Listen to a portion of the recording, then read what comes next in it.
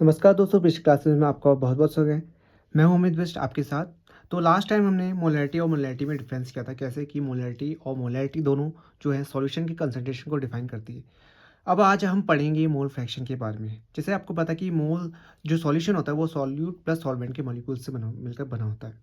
तो वहीं पर जो सॉल्यूट के मोल्स प्रेजेंट होते हैं और सॉल्वेंट के अगर सॉल्वेंट दूसरा है तो उसका जो मोल्स होंगे उसका रेशियो को ही मोल फ्रैक्शन कहते हैं। ठीक है, फॉर एग्जांपल हम देखते हैं। यहाँ पर हमने एक बीकर लिया। For example we have a beaker, it haves two types of molecules और two types of moles present in the beaker. For example X is represent the solute part, solute molecules or solid moles, where xp is represent as solvent molecule or the moles of solvent।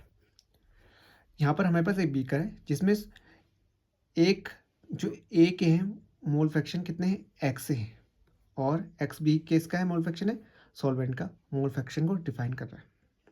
ये number of moles of X A और number of moles of X B, इस तरीके से कैसे तब जाके ये solution बना है।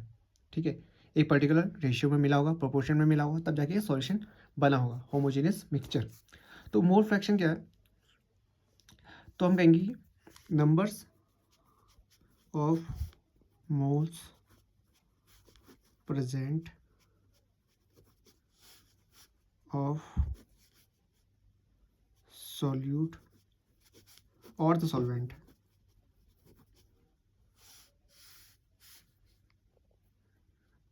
with ratio of total mole fraction present in the solution।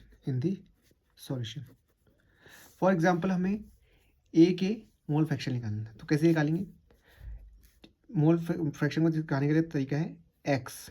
ठीक है, अब किसके निकालने हैं? ए के निकालना है, तो एक्स ए आ जाएगा।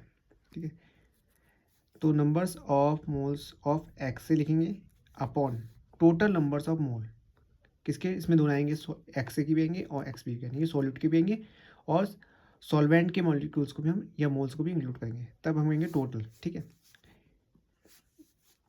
ये हो जाएगा एक्स ए प्लस एक्स बी, इस तरीके से करते हैं। ये हो गए ए के सॉल्यूट के moles, mole fraction.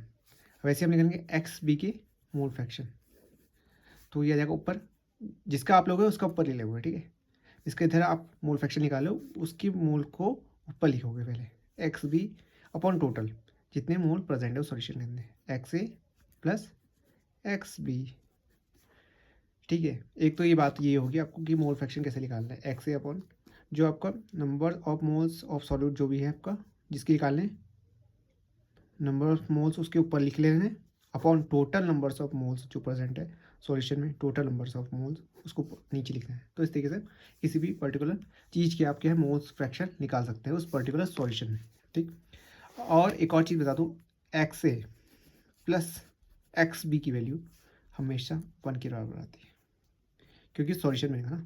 For example मैं आपको एक सिंपल एग्जांपल बताता हूँ। जैसे हमने ले लिया 2 मोल ले लिया मैंने एल्कोहल के, किसके? एल्कोहल के ले लिया 2 मोल, और हमने ले लिया 3 मोल वाटर के ले लिया, 3 मोल ले लिया वाटर। एक हमने ग्लास बनाया, उसमें हमने लिखा, हमने इसमें भैया 3 मोल पानी डाल दो, कितना? 3 मोल पानी डाल दो और 2 मोल इसमें एल्कोहल डाल दो, एल्कोहलिक लिकर बनाते हमने। ठीक, इस कंसनट्रेशन का, तो हम कहेंगे कि एल्कोहल का कितना मोल फ्रैक्शन है, तो क्या लिखेंगे? एल्कोहल का मोल फ्रैक्शन। मोल फ्रैक्शन कैसे निकालेंगे? जो एल्कोहल का मोल फ्रैक्शन है कितना है? 2 मोल, 2 मोल डाला था अपॉन टोटल कितना? 2 प्लस 3 मोल। ठीक है, ये सॉल्यूशन का है और ये उस पर्टिकुलर चीज़ का है जिसका हमें निकालना मोल फ्रैक्शन, तो हो जाएगा 2/5, यानी जाएगा 0.4 मोल आ जाएगा। वैसे ही हमें दूसरा निकालना होगा। अगर अभी तो हमने एल्कोहल का, वाटर कितने मोल फ्रैक्शन है, वाटर का निकालेंगे तो कैसे निकालेंगे?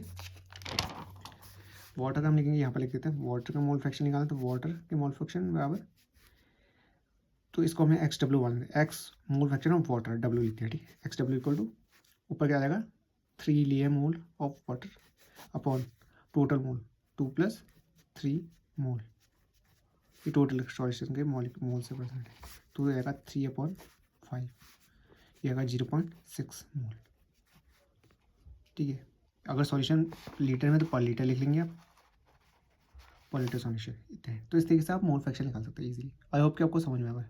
शेयर कीजिए, सब्सक्राइब कीजिए, वीडियो को लाइक जरूर कीजिएगा। धन्यवाद।